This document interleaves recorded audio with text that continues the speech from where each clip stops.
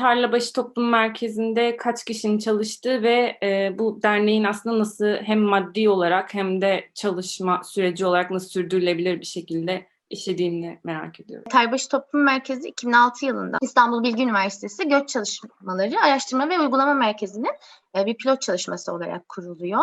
Daha sonra yaklaşık bir sene sonra da aslında derneğin merkezi sürdürülebilirliğini sağlamak adına da bizim işte uzun ve tam adımızla çok kullanmadığımız Tarlabaşı Toplumunu Destekleme Derneği kuruluyor aslında 2007 yılında. Kuruluş amacımız aslında birazcık Tarlabaşı'nın nasıl bir yer olduğuyla da çok ilişkili. Tarlabaşı gibi aslında Beyoğlu'nda kentin çok merkezli bir noktasında olmasına rağmen çok boyutlu dezavantajlılıklar yaşayan çeşitli grupların, çeşitli öznelerin yaşadığı bir yer Tarlabaşı. Göç ve yoksulluk böyle çok ortak bir nokta. Ve aslında bu öznelerin haklarına eşit erişimleri, kent yaşamına eşit erişimleri için faaliyetler yürüten bir yer Tarlabaşı Toplum Merkezi. Tarlabaşı Toplum Merkezi yani neden Tarlabaşı'nda neler oluyor, kimler yaşıyor? Birazcık oraya baktığımızda da bahsettiğim gibi çok büyük bir göç alanı aslında ve böyle Beyoğlu'nda İstiklal Caddesi ile çok yakın bir mesafede olmasına rağmen işte Tarlabaşı Bulvarı'nın orayı kesmesiyle aslında her zaman işte şiddete uğrayan, ötekileştirilmiş ve dışlanan, görülmeyen insanların aslında yaşadığı bir yer Tarlabaşı. Yaklaşık böyle 2011 yılından beri de aslında böyle bir soyulaştırma çalışması var Tarlabaşı'nda ve işte Tarlabaşı bölgesinin bir kısmının aslında böyle bir yıkıntı bölgesi olarak görüyoruz şu anda. 2019'un en son böyle TÜİK verilerine baktığımızda da böyle 20 binin üstünde hala insanın yaşadığını görüyoruz Tarlabaşı'nda. Peki bu insanlar kimler ve aslında biz kimlerle çalışıyoruz? Tarihi olarak da etnik ve politik dışlanmanın da mağduru olmuş. İşte romanlar 80-90 yıllarında zorunlu göçe maruz bırakılmış aslında Kürtler. Onun dışında bizim biraz daha belki işte düzensiz göçmen olarak nitelendirdiğimiz Afganistan, İran, Pakistan, Irak gibi ülkelerden göçmüş, düzensiz ve genelde kimliksiz göçmenler. Bir de aslında hepimizin bildiği 2011 yılından beri birazcık daha Tarlabaşı'na gelmesi 2015'i buldu aslında ama Suriyeli göçmenler yaşıyor. Yani böyle Türkiye'li olması ya da olmamasının çok fark etmediği bir yerde aslında iç ve dış göçe maruz kalmış birçok özne yaşıyor. Biz de aslında bu öznelerle birlikte hak temelli bir sosyal hizmet perspektifiyle çalışmaya, faaliyetler yürütmeye çalışıyoruz. Onun dışında belki nasıl bir yapımız var bizim merkez olarak, dernek olarak ondan bahsedebilirim. İşte burada gördüğünüz 7 kişi var. Bir de aslında bir kişi daha var bugün gelemeyen. 8 kişi çalışıyoruz. Yaklaşık 1-1,5 senedir. Ve tabii ki dernek olmaktan kaynaklı olarak yapısal bir takım şeylerimiz, kurullarımız var. İşte yönetim kurulu, denetim kurulu gibi. Ama elimizden geldiğince niyet ettiğimiz şekilde aslında yatay örgütlenmeye çalışan bir kurumuz. Bunun dışında bizim çok değer verdiğimiz aslında bileşenlerimiz var. Öyle adlandırmayı tercih ediyoruz genelde. Onlarda aslında bir danışma kurulumuz var. Danışma kurulumuz genel olarak daha böyle çocuk hakları alanında da yoğunlaşmış bir şekilde çalıştığımız için çocuk hakları alanında çalışan alan çalışanları ve aynı zamanda da Tarlabaşı Toplum Merkezi'yle çeşitli daha önce ilişkileri olan insanlar. İşte bu yönetim kurulu üyeliği olabilir, çeşitli gönüllülükler olabilir. Onlarla böyle bir danışma kurulu ekibimiz var aslında. Bunun dışında da yani daha örgütü gibi görüyoruz. Yani yönetim kurulu var, profesyonel ücretli çalışanlar var, gönüllü çalışanlar var ki çok büyük bir kısmımız aslında onlardan oluşuyor. Aynı denetim kurulumuz var ve işte az önce bahsettiğim danışma kurulumuz var. Yapımız biraz daha bu şekilde ilerliyor ve bütün aslında karar alma süreçlerini bu bütün bileşenlerin hepsinin en mümkün katılımıyla sağlamaya çalışıyoruz. Aslında çok büyük oranda finansal kaynağımız hibeler ve fonlar. Yani bunlar da ne demek? Çeşitli aslında çalışmalarımız ve işte ilkelerimiz odağında uygun gördüğümüz, yapmak istediğimiz, yürütmek istediğimiz faaliyetler odağındaki hibelere başvuruyor oluyoruz. Daha çok proje bazlı gidiyor maalesef ki bir süredir. Belki bunu daha sonra da konuşuyor oluruz maalesef ki kısmını ama kamudan herhangi bir desteğimiz yok. Çok uzun zamandır. İlk kurulduğu zaman 2006-2007 yıllarında sanırım Beyoğlu Belediyesi ile bir takım işbirlikleri varmış. Ama çok uzun zamandır böyle bir durum söz konusu değil. Ve küçük oranda da aslında bireysel bağışlarla devam ediyor. Çocuklar ve kadınlar başta olmak üzere tüm insanların haklarının korunduğu ve hayata geçtiği ve 3 sorunsal alan diye andığımız toplumsal cinsiyet eşitsizliği, yoksulluk ve her türlü ayrımcılığın son bulduğu şiddetsiz bir dünya amaçlıyor aslında Tarlabaşı Toplum Merkezi. Bunun belki şey gibi, yani bir küçük ölçeğini de tarla başında deneyimlemek ve aslında böyle bir model oluşturmak gibi de bir çabası, amacı var. TTM'nin odağına aldığı problemler ve konular neler diye sormak istiyorduk. Çünkü yani özellikle Tarlabaşı bağlamıyla çok bağlantılı bir şey, yani orada yaşanan işte göç, dönüşüm, yerinden edilme vesaire bir kısımlarda oluşan, yani bu dezavantajlı grupların yaşamış olduğu şeylere direkt olarak değinmek istiyorsunuz. Ya yine işte Gökçe'nin değindiği o strateji planlamasını 2020'de, yani geçen sene yaptığımız. Öncesinde de zaten aslında işte yine bu toplumsal cinsiyet eşitsizliği, işte ayrımcılık, yoksulluk, göç, sosyal dışlanma, bunlar hep böyle faaliyetlerimizde aslında odağımıza aldığımız konulardı. Ama strateji planlamasında bunları yani çok net olarak belirlemiş olduk. İşte toplumsal cinsiyet eşitsizliğiyle, yoksullukla ve ayrımcılıkla mücadele ediyoruz dedik. Bunları da koruma, güçlenme ve savunuculuk programlarıyla aslında gerçekleştirmeye çalışıyoruz. Ya özellikle pandemiyle birlikte, yani pandemiden önce koruma ve güçlenme faaliyetlerimiz yine vardı bence, ama savunuculuk bir tık böyle şey kalıyordu. Ama pandemiyle birlikte savunuculuğun da merkez gündeminde şeyi artmaya başladı. Hatta işte böyle etkinizle birlikte 2 tane rapor yayınladık. Bir tanesi daha ön çalışma, bir tanesi final gibi. Orada böyle işte çocukların haklarına erişimleri, özellikle dezavantajlı bölgelerde yaşayan çocukların. Ya Tarlabaşı aslında hem toplumsal cinsiyet eşitsizliğin, yoksulluğun, ayrımcılığın böyle iç içe geçtiği ve katmanlandığı bir yer. Orada yaşayan insanların çoğu hem işte gündelik akışa, günlük yaşama, kente, sağlık ve eğitim hizmetlerine erişimde problem yaşıyor. Ve yani oralara erişirken de ayrımcılıkla, dışlanmayla karşılaşıyor.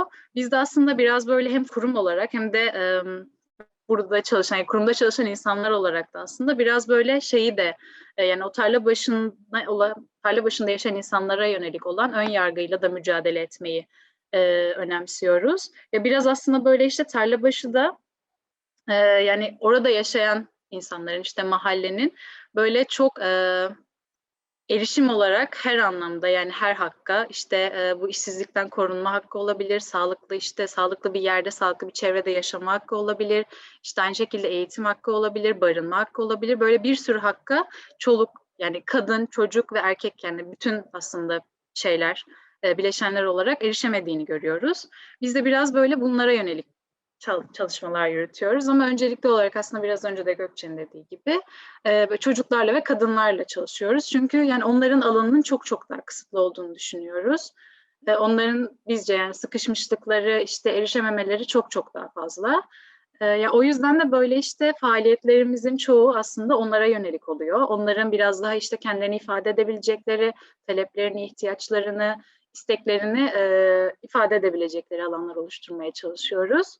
Yani merkezin çalışanlarının hepsi daha öncesinde gönüllülük yapmış kişiler, bahsettiğimiz gibi, ve Tarlabaşı Toplum Merkezi'nde gönüllü olmak büyük bir öğrenme alanı da. Arkadaşların da bahsettiği gibi atölyelerde hedeflediğimiz kazanımlar var.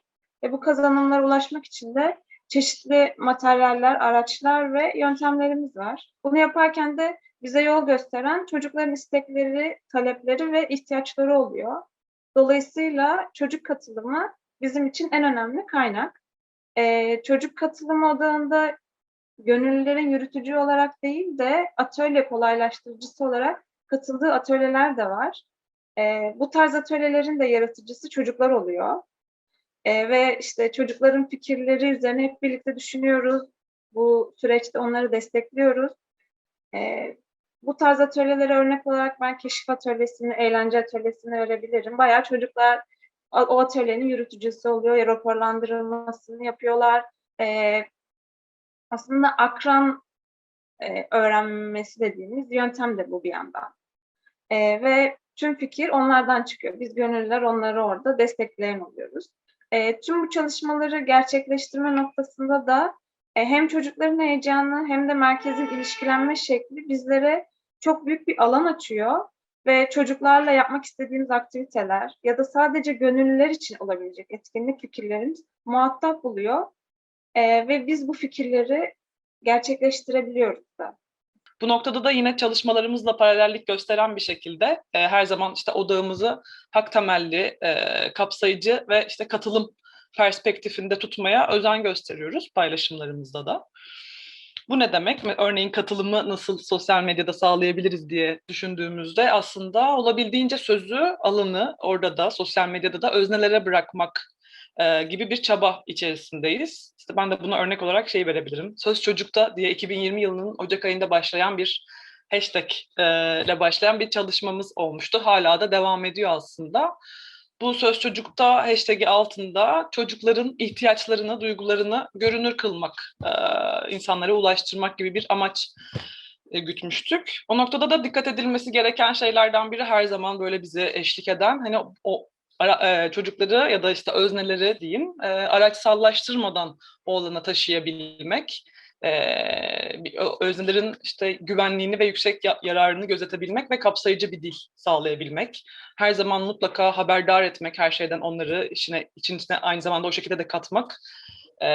Neyi nasıl yaptığımız, ne kadar aktardığımız her zaman o öznelerin kontrolünde olması için özel bir çaba da gösteriyoruz açıkçası. 3-6 yaş çocuklar, erken çocukluk dönemi çocuklarla biz 2 yıldır çalışıyoruz ve ince motor, kaba motor gelişimlerini desteklemek ve işte güçlenmelerini sağlamak adına yürüttüğümüz bir çalışma.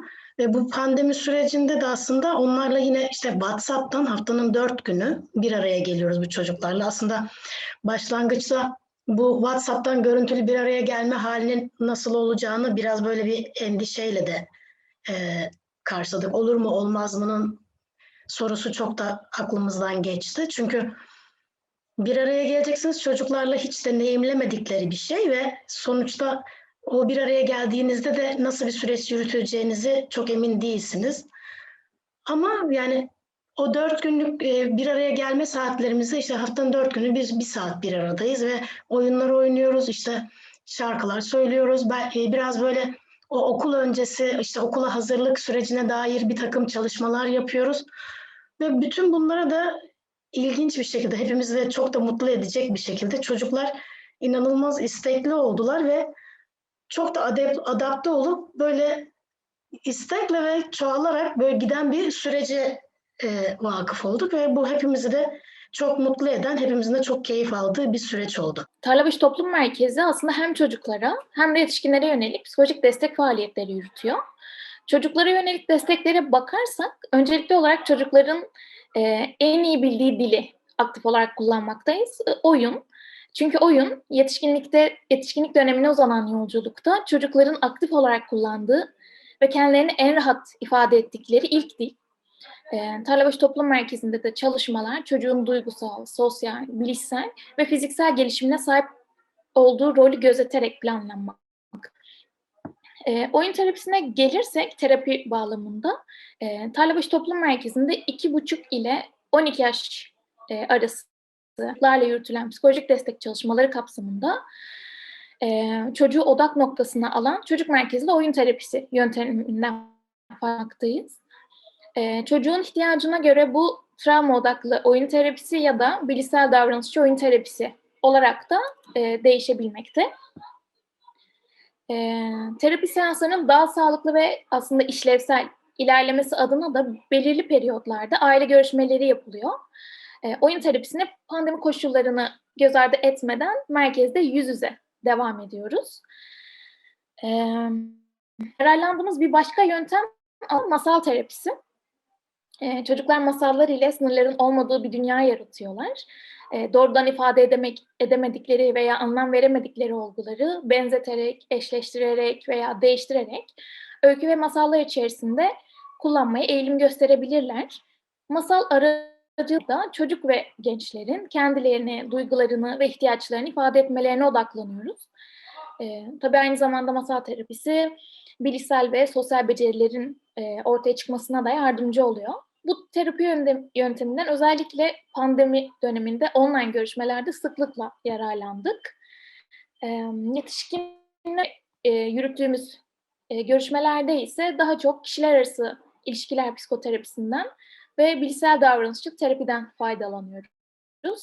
Sizin Tarlabaşı Toplum Merkezi'nde aslında klasik eğitim sisteminde gördüğünüz nasıl bir boşluğu doldurmaya çalıştığınız, yani bu tabii ki hani pratikte çok zor bir şey ve yani çok iddialı gibi duyuluyor ama ya Tarlabaşı'nda yani özellikle konum olarak Tarlabaşı gibi İstanbul'da o kadar çok semt, mahalle, bölge var ki bütün Türkiye'de de aynı zamanda Avrupa'daki diğer dönüşümde olan diğer ülkelerde de bu durum çok geçerli. Yani her ülke yani birinci sınıf ülke ekonomisine sahip olmayan Avrupa'da da çok fazla ülke var.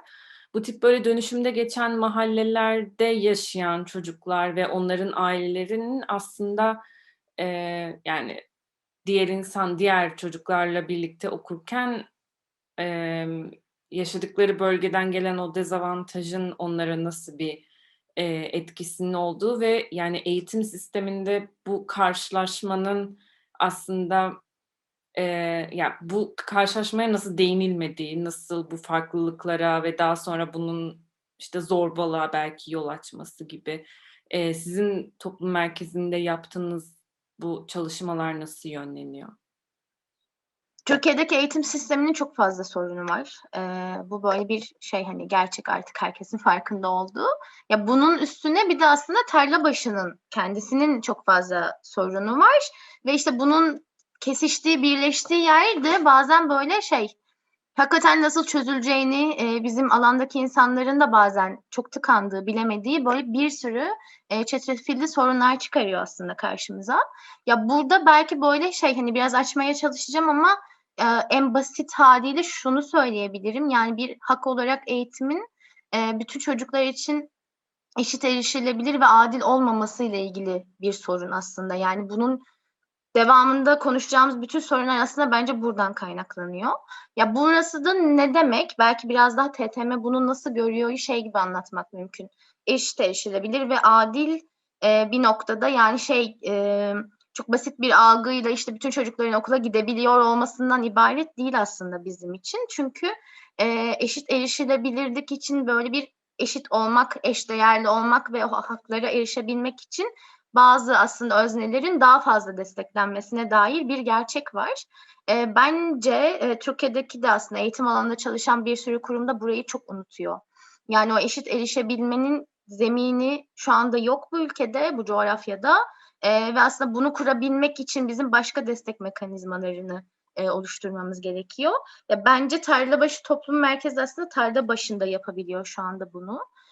Ama böyle en çok bunu hedefliyor gibi geliyor bana. Yani hani bu sözü söyleyelim güzel ama bunu kurmak için sanırım bizim başka türlü destek mekanizmaları kurmamız lazım öncelikle.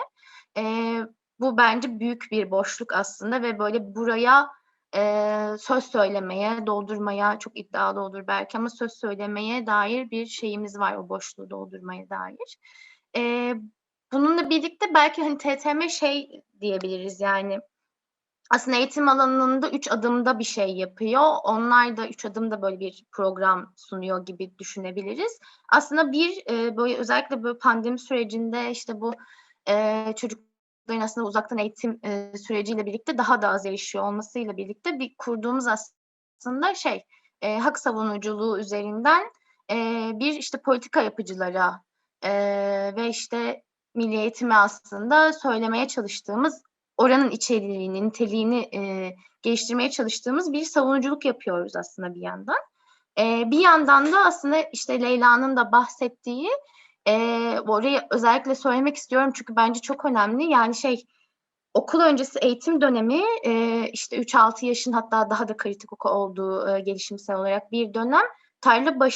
Tarlabaşı gibi aslında bir sürü bölgede de çok düşük eğitim erişimler burada, okul öncesi eğitim erişimler. Hatta bizim son bir çalışmamızda görüştüğümüz yaklaşık 70 küsur çocuktan sadece bir tanesinin eriştiğini öğrenmiştik. Bence çok bir bilgi bu yani hani 70 küsürde bir ve hani onun da zaten niteliğini sorguluyoruz. Üstüne zaten niceliksel olarak da böyle çok düşük bir şeyden bahsediyoruz. Ya burası niye önemli? Bence şu yüzden çok önemli. Okul terkin ve okula erişimin kendisinin çok sorunlu olduğu bir yerde aslında okul öncesi eğitim, erken çocukluk eğitimi ya da nasıl adlandıracaksak aslında çok kritik ve çok bağlayıcı bir yerde duruyor.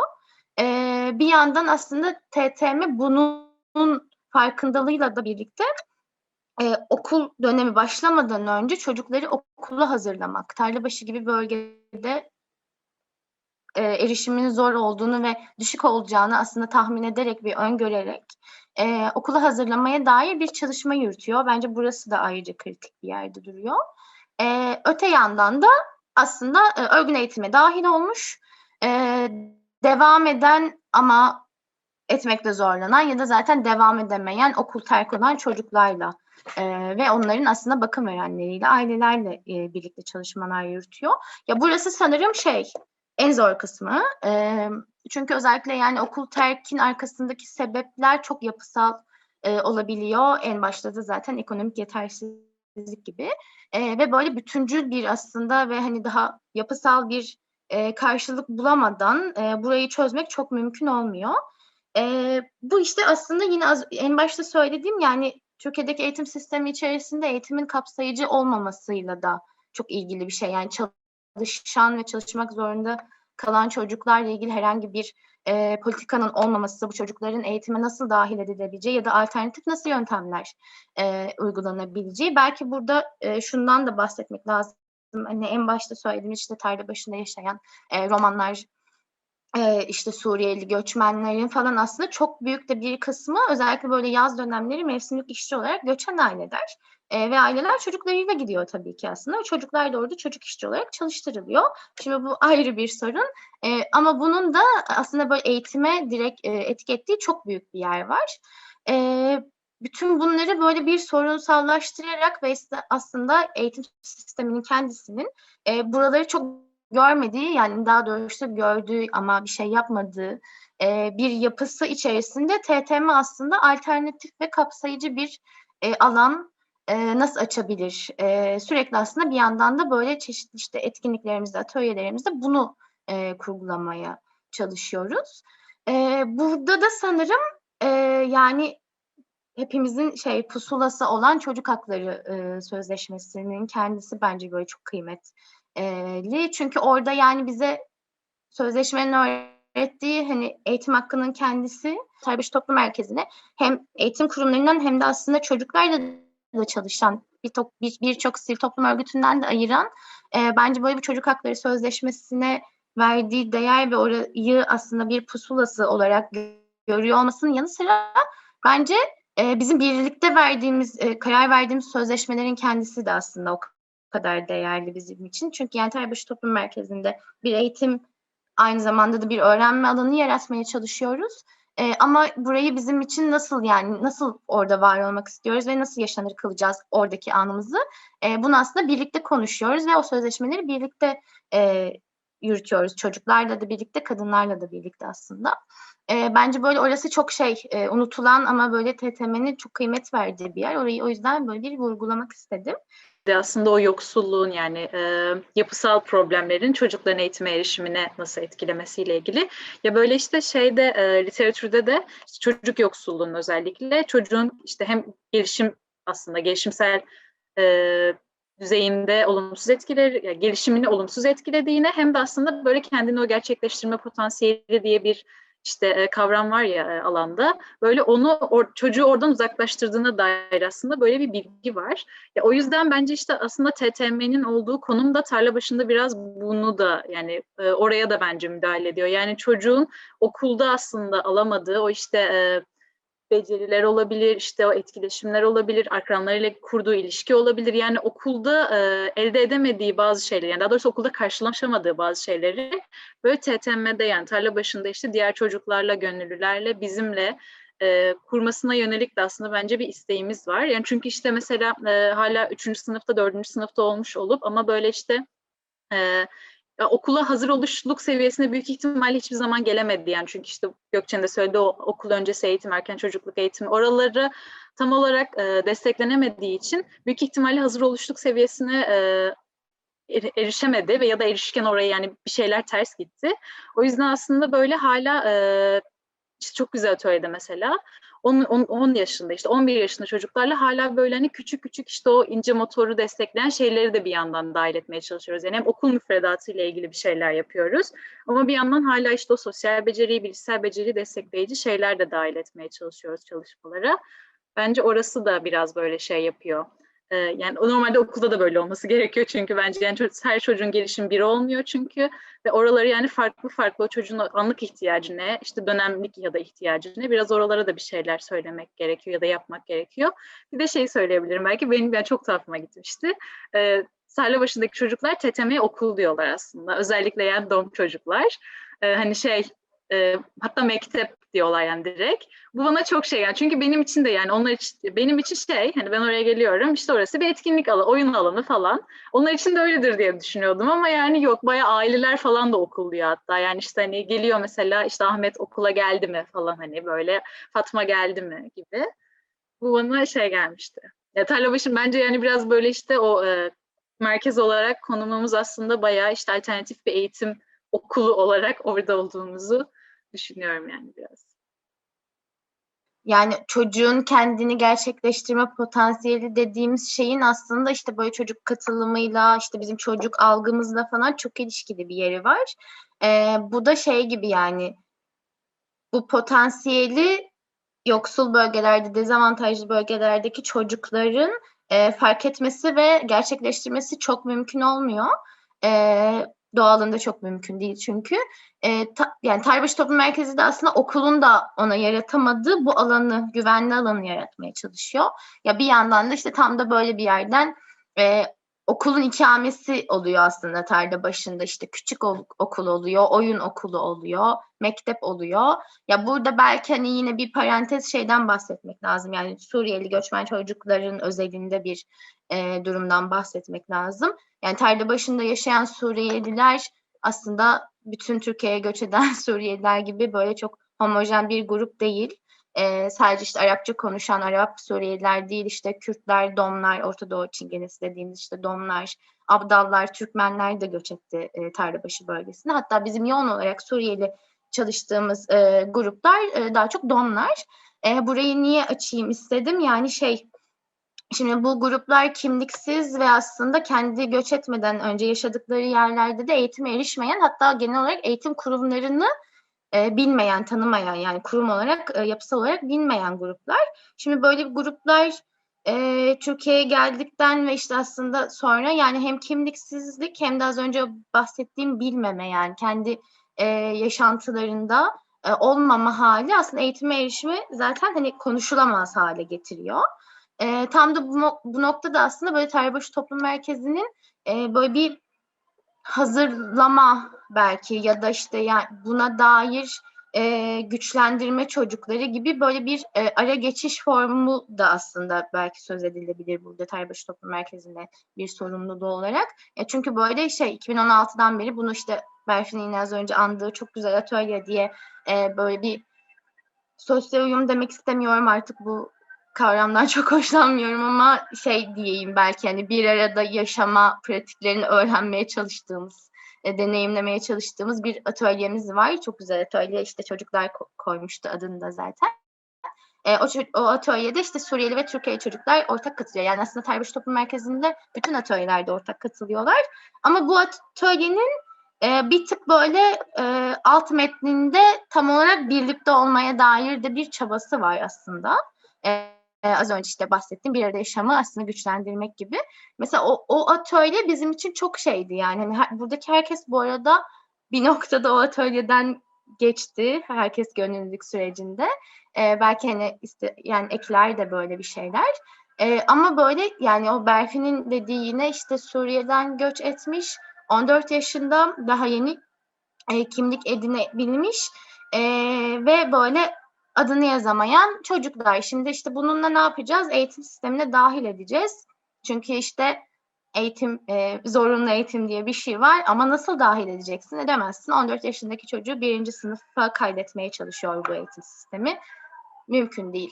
Yani burası niye kritik? İşte çocukların aslında kendi özel ihtiyaçları, geri planlarındaki yaşadıkları, işte travmaları, savaş mağduru olmaları, gibi aslında, yani o arkalarındaki hikayenin kendisinin çok unutulduğu ve işte aslında biricikliklerinin de unutulduğu bir sistem aslında Türkiye'deki eğitim sistemi. Bahsettiğimiz bütün sorunlara bir cevap bulmaya çalışıyoruz. Bulduk diyemem.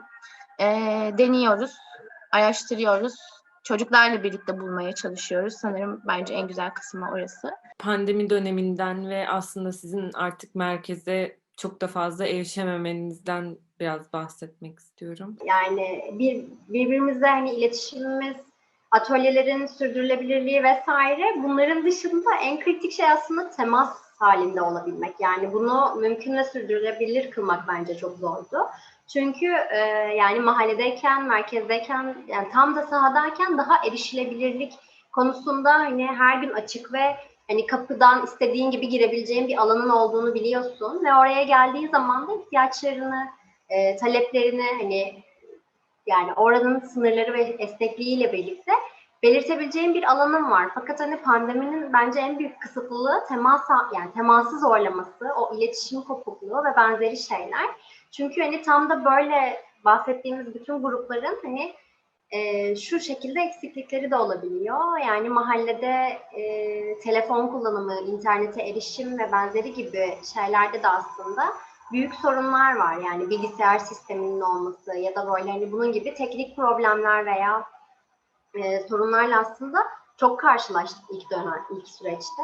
Ve aslında bizim için en diri tutmaya çalıştığımız şey yani iletişimdi. Yani hem iletişim halinde olmak hem de esnek olabilmek. Yani birbirimizi duyabilmek, anlaşılır olabilmek. Bu sadece aslında faydalanıcılarla gözettiğimiz yani bir şey olmadı. Bence birbirimizle temas etmek. Yani ekip olarak birbirimizle temas etmek de o süreçte çok kritikti. Çünkü yani pandemi bölge bölge değil aslında hani etkisi. Biraz bireysel olarak da hani etkileri çok bence kısıtladı. Çünkü bir anda eve kapanmaya başladık. Birbirimizle iletişimde var olan eksiklikler, yoksunluklar olmaya başladı. Hem bunları diri ve güçlü tutabilmek bence faydalanıcılarla tuttuğumuz iletişimi de oradaki teması da güçlendiren en önemli şeylerden biriydi. Bunları tabii ki gönüllüleri de dahil ederek söylüyorum. Onları da aslında ekipten sayarak, farz ederek bir yandan. Çünkü bu temas olmasaydı bence buradaki ihtiyaçları anlamak, o ihtiyaçları birlikte nasıl bir çözüm bulabiliriz veya nasıl yönlendirmeler yapabiliriz sorusunu süreçte hep birlikte karar verdiğimiz bir deneyim oldu. Yani bu eksiklikleri görerek, bilerek ve anlayarak aslında. Çünkü sahadayken aslında 400'ün üzerinde çocuğun böyle yıl boyunca aktif olarak uğradığı, bir şekilde orada zaman geçirdiği bir kurumken bir anda bütün iletişim ve her şey aslında telefonla iletişim kurabildiğimiz ya da işte diğer araçlarla, görüntülü görüşebileceğimiz diğer araçlarla, Zoom, WhatsApp gibi diğer araçlar sağladığımız bir şeye dönüştü. Bir kere hani böyle bir şeyde zaten faydalanıcılarımızın yarısına erişimi otomatikman kaybetmiş oluyoruz. Çünkü hem biz bütün güvenliği sağlarken hem çocukların detaylı iletişim bilgilerini de almıyoruz aslında. Bize kendisine hitap etmemizi istediği ismiyle kaydediyoruz. Ve aslında hani ona herhangi bir risk durumunda ebeveyni, bakım vereninin iletişim numarasını alıyoruz. Böyle bir süreçte de aslında bu numaralara erişmek, faydalanıcılarla tekrar haberleşmek hem bir iş yükü hem de aslında o sürecin analizini zorlaştıran şeylerden biriydi. Bence yani soruna verebilecek en güçlü şey bizim ve hani iyi örnek olarak ifade edebileceğimiz şey bu süreçte teması, iletişimi hiç koparmamak ve birbirimizi güçlü tutmak. Yani zaten bu süreçte biz aslında ihtiyaçları da görebiliyor, talepleri de duyabiliyor hale geldik. Ve yani bütün bir ekiple de bu ihtiyaçları nasıl karşılayabiliriz? Hangi yönlendirmelere ihtiyaç var? Ve zaten bir yandan da ülkenin süreci, durumu da değişip dönüşmekte. Hani tam da böyle bir noktada neler yapılabilir aslında süreçte öğrendik. Çünkü hani hem pandemiye dair bir kriz politikası sanıyorum hiçbir kurumda yoktu. Yani ve bu süreçte atölyeler yürütmek vesaire hem çok zorlayıcı hem de iyileştirmemiz, güçlendirmemiz gereken ve bizim için de önemli olan şeylerden biriydi. Çünkü bahsettiğimiz o bir arada yaşam pratiklerini biz bir şekilde online sisteme dönüştürmeye başladık. Hani bunu nasıl yaptık diye ya da yapabiliyoruz ya da yapmaya çalışıyoruz sorusu bence hani nihai bir cevabı olan bir soru değil.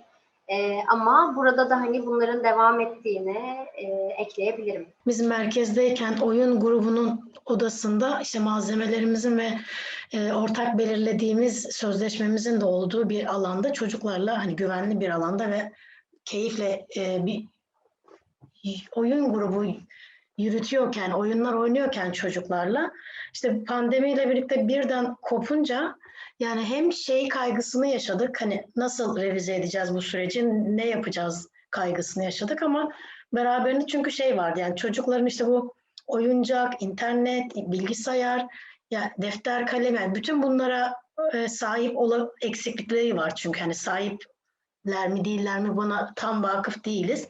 Akabinde de aynı zamanda işte o bir araya gelebilmek hakikaten büyük bir sıkıntıydı. Ama çabuk adapte olduk aslında. Biz biraz galiba ekip olarak çok hızlı da çözüm ürettiğimizi düşünüyorum. Ve devamında da hem çocuklara işte atölyelerde kullanacakları o malzemeleri bir eğitim kiti oluşturarak dağıtımını yaptık çocuklara. Hem de işte hala da devam ettirdiğimiz bu WhatsApp'tan görüntülü oyun grubuna dair düzenli her hafta çocuklara çalışma kağıtları gönderiyoruz ve böyle hani hızlıca bir araya gelmek ve hızlıca böyle bir çözüm üretmek galiba yaptığımız en iyi işlerden biri diye düşünüyorum.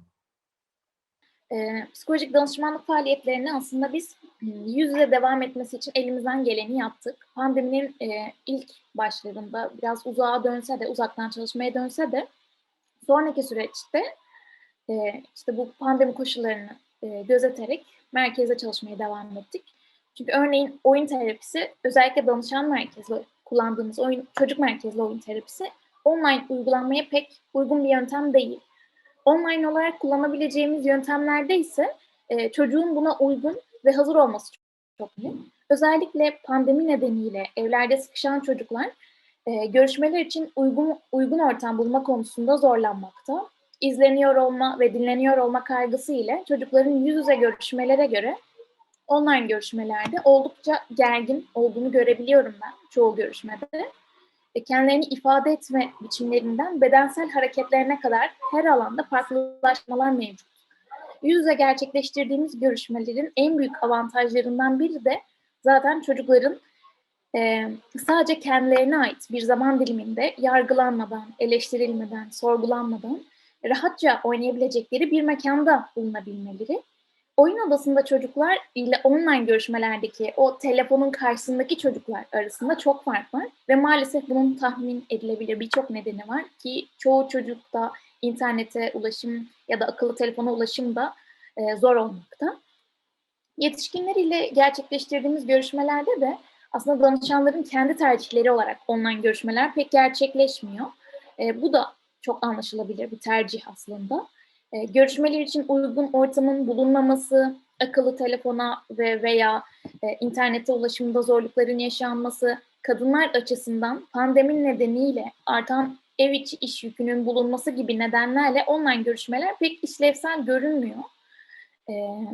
Özellikle kadın danışanların haftanın gününde ve belirli bir saatinde bir süre için kendini filtrelemeden konuşabildikleri, onu dinleyen birilerinin olduğunu bilmeleri, çoğu zaman kendisi dışında önem verdiği kişiler için, yani ailesi için dışında her şey yapabilecekken kendi istek ve ihtiyaçlarını göz ardı ettikleri bir yaşamda sadece kendileri için kendilerini ayırabildikleri özel bir zaman diliminin bulunması çok önemli bir durum. Bu durumu da online'a taşıdığımızda elbette faydası olur ancak yüz yüze görüşmelerdeki kadar etkili olmasını beklemiyoruz.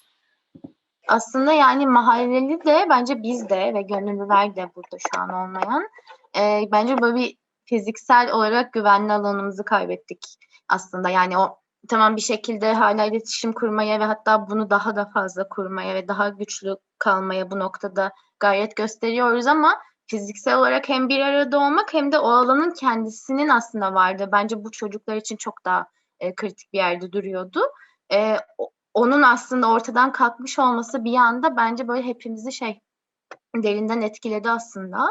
Ben de böyle çeşitli çalışma hallerimde falan bunun böyle ihtiyacı gün geçtikçe bende daha da artıyor. Yani ben böyle alışmaktan daha kötü hissetmeye doğru gidiyorum pandemi sürecinde sürekli.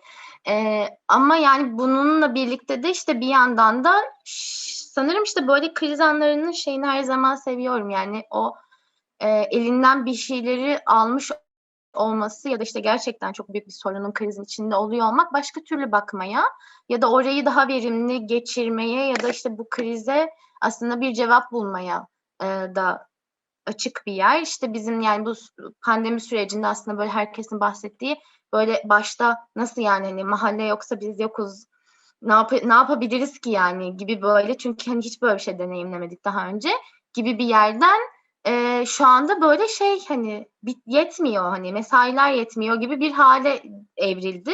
Ya aslında işte bu az önce bahsettiğim yeri açık tutmakla ilgili bir şey. Yani tamam, bu artık hani sorgulayabileceğimiz bir yeri çok aştı. Ne yapabiliriz birlikte bununla? Ya bu da işte hani şey, yani Tarlabaşı Toplum Merkezi gibi bir yerin tarla başında fiziksel olarak oluyor olmaktan kaynaklı aslında bir yandan çalışma hayatı için çok fazla dezavantajı da var. İşte çok yoğun, çok kalabalık, çok fazla çeşitli aslında şeylere de maruz kaldığın, olayların içinde de kaldığın bir yer olduğu için bazen çalışma akışını bozan çok fazla şey de yaşıyorsun. Bir yandan böyle herkes birazcık aslında oralara evrildi. Belki işte kendi çalışma alanlarıyla ilgili derinleşmeye çalışıldı aslında. Uzun zamandır işte istediğimiz işte hak savunuculuğu, çocuk hakları izleme ve işte merkez yoğunluğunda asla aslında fırsat bulamadığımız bir alanken buna böyle bir kapı açtı ve şu anda yani sadece buranın açtığı yolla bile aslında yepyeni böyle aklımızda fikirler, yapmak istediğimiz niyetlerimiz var. Bir yandan da işte böyle süreçleri bu yüzden de seviyorum. Yani şey gibi de işte mahallede yoksulluk çok arttı, ihtiyaçlar çok arttı ve bizim gibi aslında hem biz hem de bizim gibi inisiyatifler, kurumlar buna bir karşılık bulmaya çalışacak diye umuyorum. Yani bunun sonucunda biz aslında güçlenerek çıkacağız diye umuyorum. Aynı şekilde işte çocukların da öyle olmasını umduğumuz için de aslında çabalamaya da devam edeceğiz bunun için. Birazcık böyle şey, benim için iki taraflı gidiyor yani bu pandemi süreci. Burada da aslında Tarlabaşı Toplum Merkezi'nin diğer yerel veya uluslararası diğer organizasyon ve inisiyatiflerle bir işbirliği içinde olup olmadığını öğrenmek istiyorduk ve eğer yani öyleyse bu işbirliklerinin sizin için önemini öğrenmek istiyoruz. Yani işbirliği çok önemsediğimiz aslında bir konu. Aynı zamanda yerel ve işte küçük çaplı örgütlerin de bence çok önemsemesi ve kıymet vermesi gereken de bir yerken çok da öyle olduğunu düşünmüyorum aslında sivil toplum alanında Türkiye'de. Birazcık oraya böyle bir tık eleştirim de var bu noktada. Ama hani biraz daha Tarlabaşı Toplum Merkezi nasıl işbirlikleri kuruyor düşündüğümüzde bir yandan avantajlı da olduğunu düşünüyorum Tarlabaşı Toplum Merkezi'nin. Yani 2006 yılından beri aslında özellikle hak temelli sivil toplum, hak temelli sosyal hizmet ve çocuk hakları alanında bence epey hani kendini kanıtlamış ve tanınan bir kurum olmasıyla birlikte aslında hani doğalında gelişen çok fazla işbirliği de oluyor. Benim biraz daha eleştirdiğim kısım aslında bu sivil toplum örgütlerinin ve sivil alanın akıştaki iş bilmezliği ve işbirliği kuramama haline dönük. Ya bunun da böyle çok çeşitli aslında, hani bence pandemi sürecinde herkes bunu çok fark etti. Uzaktan çalışırken böyle sivil toplum böyle bir kendini eleştiriyor bu noktada. Ama hani şeyi söyleyebilirim, yani çocuk hakları alanında hak temelli perspektifle çalışan Türkiye'deki neredeyse her kurumla çok çeşitli işbirliklerimiz, çeşitli dirsek temaslarımız, dayanışma hallerimiz aslında mevcut. Ben burayı da çok da seviyorum, yani bence çok güçlendirici bir yer burası. Ama yani yine sivil toplumun kendisinin işte bu çok kaygan bir yer olması ve işte çok çeşitli endişeleri olması alandaki herkesin bazen işte böyle birbirimizi desteklemeye, dayanışmayı unutturuyordu bence bize. Bu pandemi birazcık orayı da döndürdü bize, yani tekrar böyle birbirimize bakmaya, dayanışmaya da başladık. Onun dışında belki hani daha direkt örnek olarak hani şeylerden bahsedebilirim aslında. Tarla başında hani çocuk hakları alanında da çalışan tek sivil toplum örgütü biziz bölgede. Ama çeşitli işte inisiyatifler var, mesela işte Göçmen Dayanışma Mutfağı vardı. Yakın zamanda kapandı gerçi. Yani yakın zaman dedim, artık 1-2 sene oldu sanırım, ama onlarla hep böyle birlikte çalışmalar yürütüyorduk. Şimdi Tarlabaşı Dayanışması var, yine Tarlabaşı'nda aslında bir inisiyatif. Mahallelilerden oluşan bir inisiyatif. Onlarla da böyle çeşitli zamanlarda işbirliği halinde çalışıyoruz.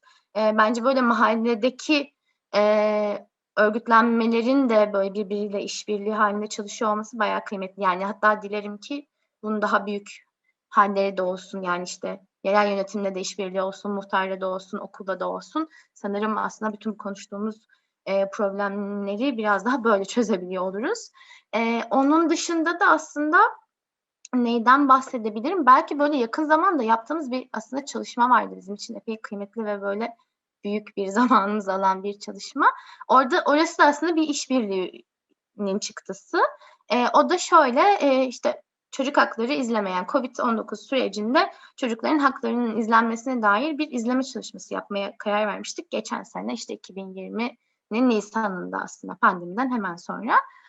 Burada da aslında yani Tarlabaşı'nın kendisini değil, sadece Tarlabaşı gibi işte özel önlemlerle desteklenmesi gereken çocuklar diye andığımız işte yoksul, dezavantajlı, risk altında, her kurumun başka adlandırdığı bölgelerde aslında İstanbul'daki 4 tane böyle bölgeyle bir izleme çalışması yürüttük. Bence şey için çok kıymetli bir çalışmaydı. Yani Türkiye'de işte Covid sürecinde çocuk haklarını İstanbul'da olup İstanbul'un çok sanıldığı haklarına erişemeyen, aslında İstanbul'da yaşadığı halde bölgelerden çocuklar da bunu yapıyor olmak çok kıymetliydi. Bir yandan da bence hani kişisel olarak parçası olduğum için de bence kurumsal olarak da yani o işbirliği halinde çalışabiliyor olmak. Yani 4 kurumun birlikte iş yürütüyor olması çok zor bir şeymiş.